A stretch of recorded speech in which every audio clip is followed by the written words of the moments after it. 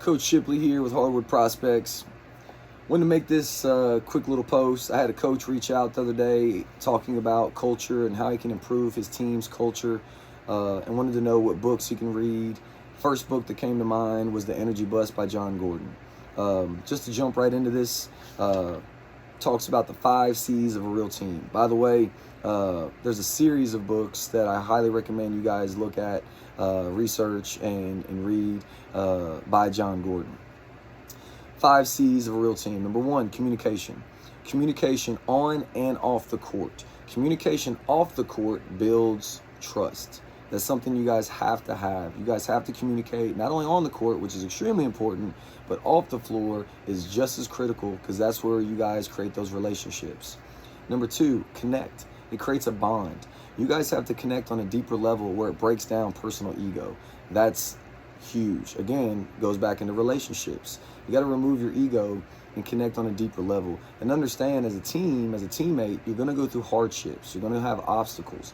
Those hardships and obstacles are necessary for you guys to achieve the end goal. You have to go through that. Don Meyer talks about it a lot, and he refers to it as collective suffering. You guys must have that to succeed.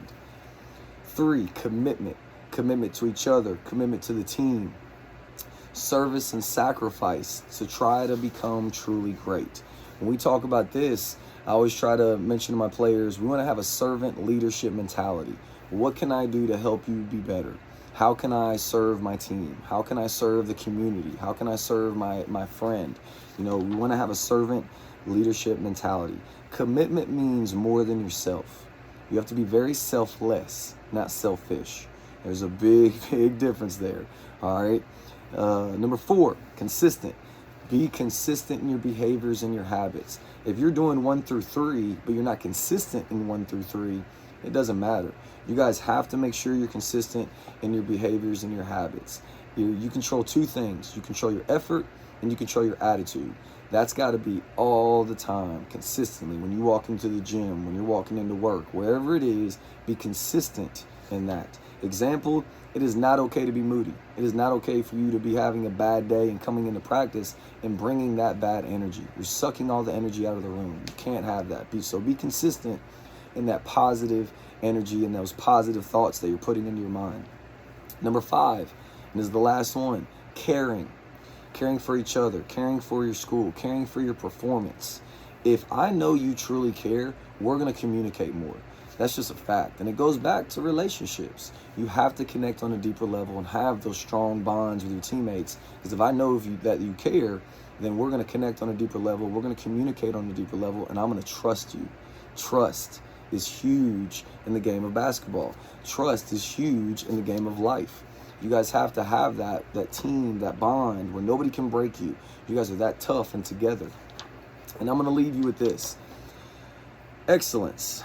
Not about competition, rather having a better tomorrow than today. I used to think about competing against other trainers or competing against other players, competing against other coaches, other programs, when in fact, I had it all wrong. My mindset wasn't right. I'm not competing against them. I'm competing against myself. I'm competing to try to make a better version of myself every day. Today when I woke up, I'm trying to be better. I'm trying to be better than I was the day before, and then so on and so forth. That's all I'm trying to do. If I make myself better every single day, I change. And the same goes for you. Don't try to compete with other people. Compete with yourself. Compete with yourself.